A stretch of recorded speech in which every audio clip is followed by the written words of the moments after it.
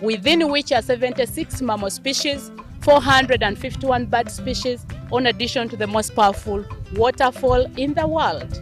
The name Murchison Falls National Park originates from that magnificent waterfall, for we look at it like the uniqueness of our park, something that best describes us, and we are so proud to name the entire park after the waterfall.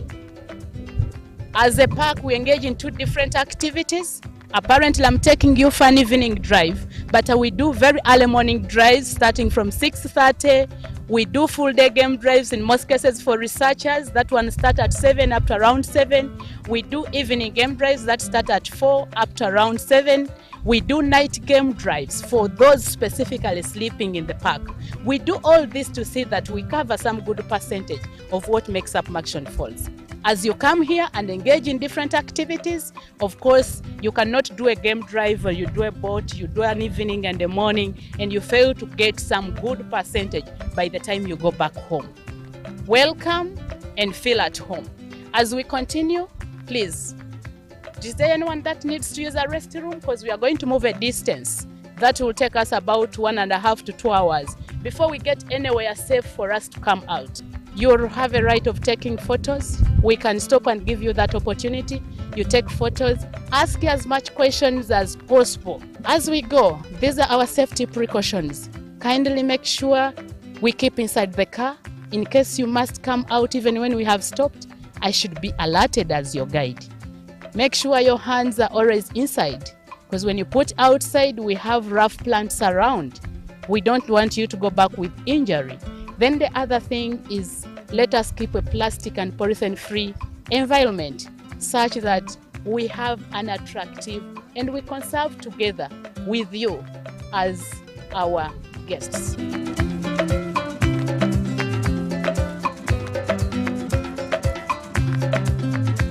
On the right is a Jackson hartebeest. Under the antelope family, there are others slightly far away. There is a female there with her young one. So that is under the antelope family, and antelope is a wide family with different subspecies. These differ in size, color, or sometimes the shape of their horns. Critically look at it: long body, long face. Look at the shape of the horns. Their horns come and curve backward. Now, this one that is close to us is a male one. They have thick and stouter horns. Look at it. Besides looking at the organs, but you can also look at the genitals if you're close, just like we are. The female is the other side. The female has slender horns. Otherwise, males have thick and stouter horns. They have that long face and a longer body. Different size, color, or shape of the horns. You may find now that oribi was as brown as the Jackson hartebeest, but this is small. Small, but they also have a black spot below the ear. When we get one, we shall stop and you see that. Because in most cases, when people look at them, they mistake them to be young ones of cobs, yet they are not.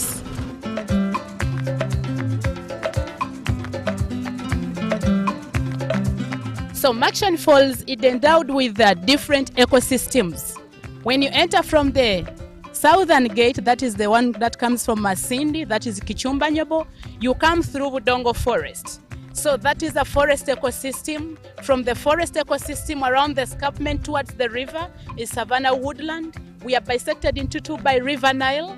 And now here we are on the northern side, which is mainly composed of savanna grassland and a few areas of woodland. Most of our animals prefer the northern side because this is a savanna grassland. And most of them being grazers, they look at where they can have their food, which is grass. So that is one of the factors they consider. Besides that, they look at safety. Them being in an area which is open, they can easily check around and see in case of any predator, such that they get away to escape. Then lastly, they also look at closeness to a drinking point. We have a permanent water source, which is River Nile. So even when it is dry, they have access to the river to drink. So this is why they prefer so much on the northern, and our game drives are much concentrated on the northern side compared to the southern. To the right is a herd of buffaloes. A group of buffaloes is called a herd, and in such a herd they have a dominant system where they have a dominant male as a leader and the commander of the group. And to be the commander of the group, you must be strong enough that when you take a command, everyone respects and responds accordingly. Otherwise, one fact about life is the older we get, the weaker we become. just like humans, even in those buffaloes, that also happens. So that means the more you enjoy privileges of being a dominant, at one point you're becoming a loser because you're aging and weakening. Juveniles keep looking and monitoring. Remember, they admire those privileges. The dominant male is one to mate with the females around openly.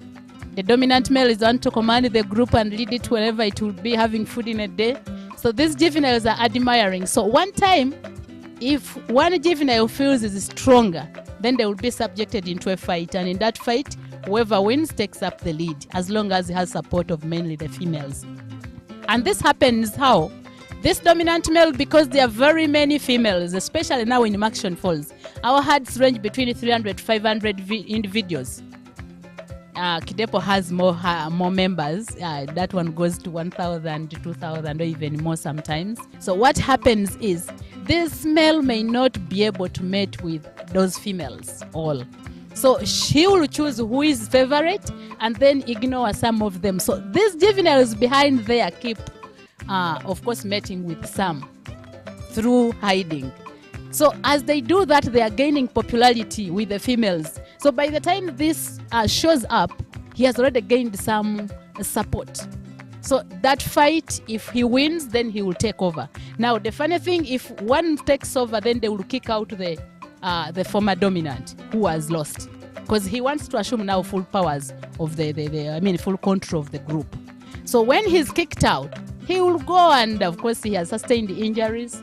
So what saves them is when they reach outside there, they make up what we call bachelor herds. When he meets then he will join that group and make up a bachelor herd. On our right is a lioness on top of that piled maram that you see. She's resting. Of course, she has just woken up, and that is a way to blend as she's trying to identify the prey around. It is waking up time. They sleep during the day. Remember, lions are nocturnals. So they are active in the night, and during the day is the time that they rest. Then in the night is when they get up to hunt. So she's pretending around to be like she's still sleeping, but in the process, she's trying to scan who is the nearest.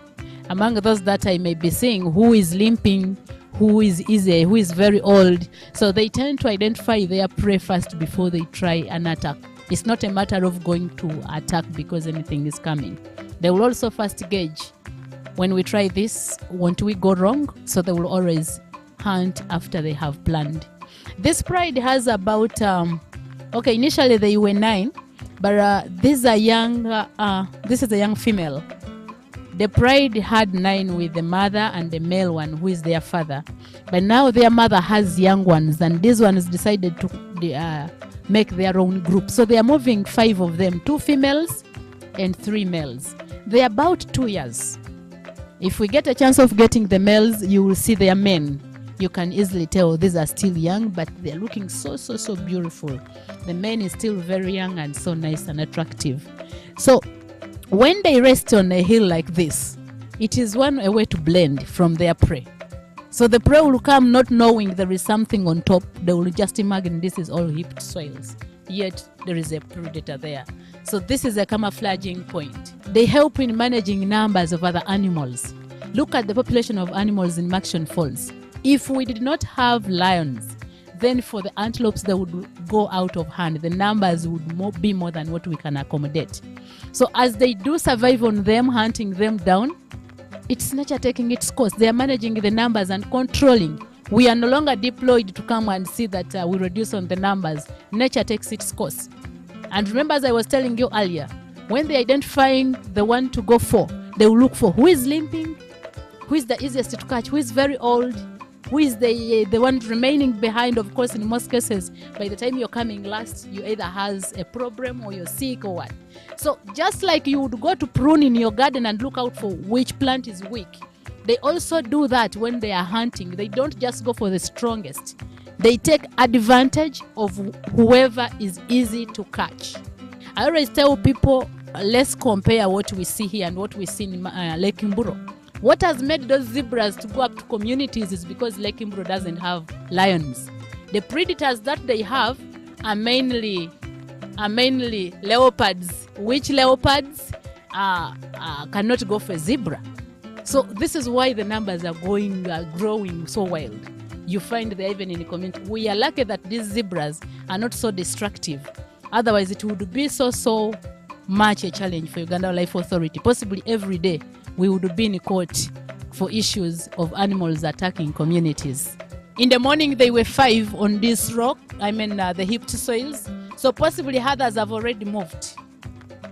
So she's just following. On average, lions live for about 15 years. Especially for the females, they make it 15. Males, in most cases, are about 12 years. Of course, males are so much subjected to fights for territories, competitors wanting to take over their prides. So they are so much subjected to that. And at the end of the day, it makes them easily die. Females may push up to around 15 years. Gestation is the shortest, one of the shortest, 3.5 months. And what does 3.5 months means? They get pregnant and last for only 3.5 months pregnant. And in 1 litter, they may have between 3 to 6 cubs. In front of us are those 2 male lions. A male is what we call a lion and a female is a lioness. One has been marking territory. We saw that as he was trying to urinate on the bush that it was next to. They do that to mark their territory such that in case of any other male that comes around will tell this area belongs to someone else. It's one of the hardest tasks males go through. As females go to hunt, the male has a responsibility of marking the territory and guarding it. And this puts it at a very high risk. Because one thing that we should remember is when young males come up, they are looking at which prides they can easily take over. So in that, these males are so much subjected to fights. And those fights always, in most cases, cost their lives. When they fight for the territory, of course, for one to take over, you must fight until you kill the other one, then you take over. And this is also one of the reasons why lion population is very small. After that fight, if one male has taken over, then he will also fight to make sure that he suppresses the gene of the former male in the group. So how do they do that? They also go ahead and kill the cubs from that particular male. So in the process, of course, numbers go on reducing all the time. That behavior that you see is a behavior for brothers or sisters. When they know each other and they meet, they will always hug. Sometimes they hug tails together, or they will come and kind of like kiss. That is a sign of brotherhood. When they know each other, that is what happens. You see he's yawning. Of course, he's hungry. He has just woken up. He's been having a sleep. Of course, they sleep during the day, just like I said earlier. So they have woken up and now they're in that mood of hunting. They are very hungry. Females do the most hunting, but also males do. So here they are. And look at how they have situated themselves. They are facing different direction. All that is to say that, of course, you monitor the other side, I monitor this other side. And this is the same things that the prey also does. Because if you face the same direction, then you don't know who is coming from behind. Look at the behavior of this one rolling down. Of course, sometimes bites are so many on the skin. So that is kind of a massage. Look at that. He's enjoying himself. They are mature males. Ah, look at that. Basically. Now look at, if they are lying the way they have been lying down there, could you even tell there is a lion nearby? You couldn't. And for them, the good thing with them, they use the eyesight very well, but they also have very perfect sense of smell. So they will always smell their prey. And the prey also smells the predator, by the way. So this is now how they tend to behave. Look at that. Very loving brothers. So Makshan is estimated to be having about 220 lions. We are still waiting for the research that is going on. Data is being compiled. We believe we shall have concrete data that will be documented. But yes, we are not doing so bad, though of course this is not the best we can have. But we are lucky, at least we have that number. And in Uganda, Makshan seem to be having the biggest number of lions compared to other national parks. When you look at the prey that we've seen, of course, this contributes so much. When these animals have enough food, they will not roam outside into communities to be killed. So this is another very good factor that is contributing towards their numbers. They have enough food within the park.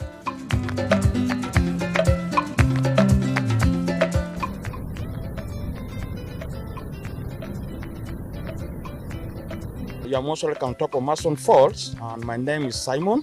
Here we do have two trails. There's the shortest trail that will take you to the top of the falls. It's about 200 meters walk, where you get to the main falls at the top, the gorge of Mason Falls. Then we do have the one to the right, 400 meters, that will take you for a hike. You get on flat surface, see the waters after the falls, the panoramic view, and later we shall move further onto a cliff, where we shall have the site of the twin falls. Main Mason Falls, and then the independence of the exit of the both falls, much more closer than one will watch from the boat. And later we shall walk back over the second cliff to the top of the falls and see the main falls at the top. Okay, as you are going, we have the do's and don'ts. You are free to take photos, so we shouldn't move on the edge of the cliff. You get to move till it's in the middle of the trail. Once we reach the top of the falls, there are a lot of slippery rocks. We shall have to move carefully. Then littering. If you have maybe bottle of water, biscuits or sweets, after having, please don't throw it down. We have litter bins all over. Drop them in the litter bin. Otherwise, you're most welcome. Feel free, enjoy your time. We are at the viewpoint, the first viewpoint of the hike. Right behind me is the Nile after the falls. Further down, that island to the left, that's where the boats usually dock. The boats right from the bridge until the bottom of the falls is 14 kilometers boat ride. Visitors always stop there and then they move back. Right behind me is the Independence Falls, popularly known as Uhuru Falls. That's the Kiswahili version, Kiswahili word for independence and freedom. And that falls was formed in 1962. It wasn't originally before. According to records, in 1907, when Winston Churchill visited the gorge of Mason Falls, on seeing the gorge at the beginning of the falls, he said that 10 pounds will throw a metallic bridge across Mason Falls. And a simple structure, just a metallic one. And indeed, in 1954, a bridge was constructed and the cost was 10 pounds. People will cross over the other side, stay on the rocks and come back. And during that time, the volume of the Nile was so low that all the water was passing through Mason Falls. And when the bridge was built, people will come and cross over. Unfortunately, it lasted for only 8 years. 1961, 62, there was heavy rain and floods. Since the gap where the bridge was built was 9 meters, it was so narrow that it couldn't accommodate all the water. It swept off the bridge. And the force of water created two channels to the right of Mason Falls that ended up forming the second falls. Since its formation coincided with Uganda's independence of 1962, that's why the name either Independence or Freedom Falls. And I said before, because Swahili version is Uhuru Falls.